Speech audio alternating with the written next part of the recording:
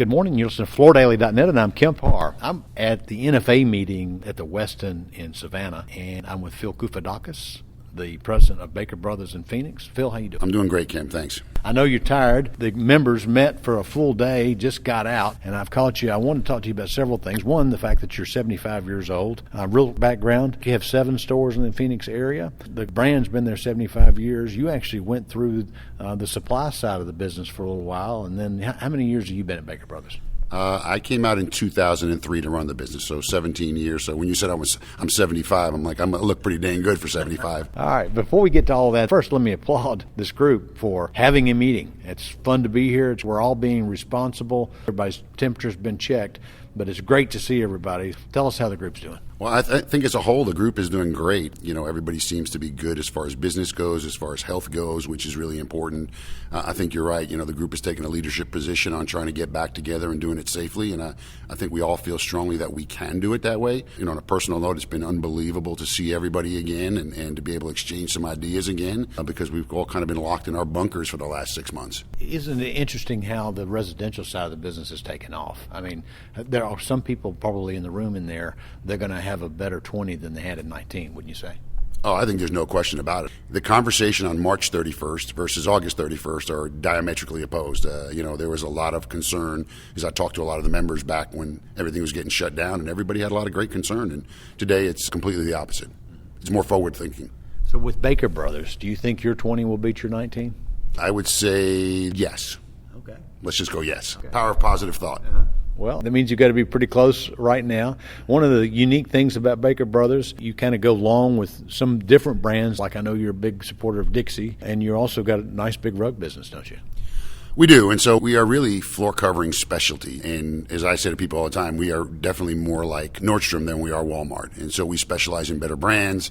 We specialize in promoting of brands at no higher level than our own brand, which has been in the market since 1945, which is great. And so, you know, I always say the same thing. I said, historically, for me, for years, I'm the brand steward. So I'm the guy responsible to make sure that our brand represents what we say it's going to represent. And so 75 years, how have you celebrated? Well, listen, we're happy to be having some celebration because the plan was to have a 75th anniversary sale, if you will, in the spring, and then obviously that went by the wayside. So we just actually kicked off for the month of September, long awaited for us, 75th anniversary sale, and the results have been absolutely phenomenal for us. Tell me a few details about how you have a 75th sale. Yeah, we did some discounting. I got to say that, you know, again, we're pretty tight with our vendors. We don't have a lot of them, and so our vendors have been phenomenal in terms of helping us along the way to offer some significant discounts, including Synchrony, which we were able to have a conversation about, and we are actually offering a 36-month no-interest program with all the discounts we're offering. So it's by far, when they say, hey, lowest price of the season, best sale of the season, I promise you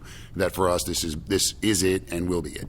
Are you spending a little bit more in traditional media so that the Phoenix area people know you've been around 75 years?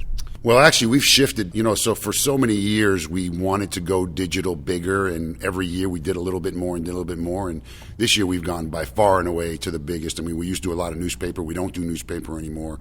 We did a promotional buy for television for September for the sale. But I would say that right now we're going mostly digital, and we have a pretty good strategy across the board from pay-per-click to a million other things that we're working on. Yeah, I've looked at your website, and I've actually looked at it on my phone. You've got that mastered. You're focusing on color. I think you know what you're doing when it comes to luring in the customer. Tell us how the consumer has changed thanks to COVID. Well, I think there's some things that everybody can universally agree to, which is, number one, that people have spent a lot of time at home and are tired of looking at their either flooring or wallpaper or whatever it may be. Number two, you have people who are no longer shoppers, they're buyers. So like in the age of COVID, most people are not leaving their homes just to browse. They're on a mission. Number three, people have been sitting at home, no vacations, no dinners, no nothing. So savings at a pretty good all-time high. So I would say from the standpoint of consumers today, they are doing a lot of research online, probably more so than ever before, but they're coming in prepared to make a decision for their home, and they're ready to go. And how are you doing as far as being able to service that? Well, yeah, it's been great. I tell you, I had a conversation with our service team back in July, just as things started to open up a little bit. And I said, this is going to sound crazy. I said, but we're going to need more installers. I said, we're coming off the worst 3 months in the history of the 75 years of the company. But somehow you felt that there was this pent-up demand and all of these bullet points that everybody could agree to were going to come to fruition. And for the most part, they have come to fruition. I guess the biggest question everybody asks now is, how long will they last? Nobody knows the answer to that. I will say that everybody that I spoke to, even in the meeting, that the biggest challenge is going to be we're starting to get booked out pretty far. So on this digital side, you use Creating Your Space, don't you?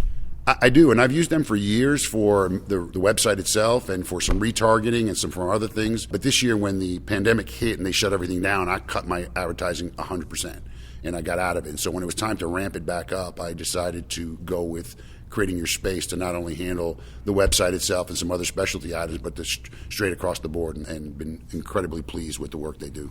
I looked at your website for a quick second and flashed up right in front of me that you have a 4.7 out of 5 on peer rating, so that's pretty good, isn't it? Yeah, listen, we specialize in taking care of the customer, and we work really hard on that, and it matters to everybody across the organization. So we also know from a standpoint of consumer shopping that those things matter to consumers. I know when I go buy something that I don't know anything about, I do look at the star rating, so it's super important. Yeah. Is the consumer buying anything different this year because of COVID, or is it just kind of the same mix?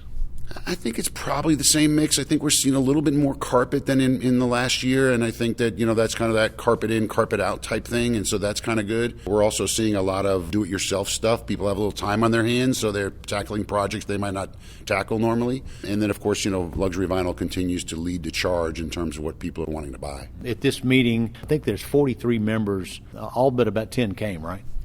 Yeah, we have a pretty good turnout, and for those who did not come, we had a couple of our Canadian brothers who can't cross the border because the border's closed, and then we had some members who had some issues, personal people in their families who it really was not safe for them to travel and take any quote-unquote chances, and completely understood. But yeah, I think we're at 32 or 33 members, which is great. Yeah.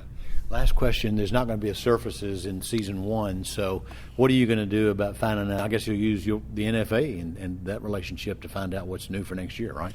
Well, that's one of the things I'm looking forward to Thursday is we've missed a whole cycle of products here. And so, we've missed 6 months worth of introductions. When is it going to come next if it doesn't come at Surfaces? So I'm hoping to see some really great stuff, some new innovations, new colors, new designs, new textures. I mean, that's what drives our business ultimately. And so it's going to be interesting to see how that message gets out. I think all these mill reps that haven't been able to travel are going to have to go extra hard over the course of the next 6 months to make up for that.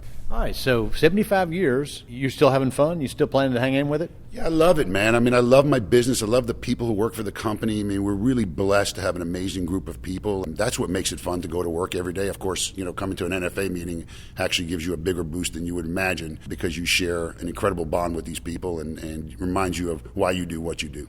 All right, Phil, thanks for spending time with me and our listeners. Again, been talking to Phil Koufidakis, the president of Baker Brothers in Phoenix, and you've been listening to Kemp Harr and FloorDaily.net.